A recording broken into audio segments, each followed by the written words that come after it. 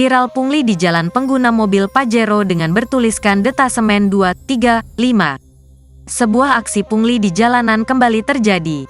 Kali ini dilakukan oleh pengguna mobil Pajero yang menggunakan rotator dan bertuliskan detasemen 235. Mobil yang digunakan untuk melakukan pungli tersebut diketahui plat nomor polisinya D235SSS. Video viral ini diunggah oleh akun Instagram @infobdgbracimahi dan telah ditonton oleh lebih 10.000 pengguna lainnya. Dalam unggahannya, @infobdgbracimahi tidak menginformasikan lokasinya di mana dan tidak menuliskan secara detail kronologi kejadian. Ada yang tahu kalau pakai rotator warna kuning dari instansi mana? Tulisnya. Jumat, tanggal 19 Mei tahun 2023.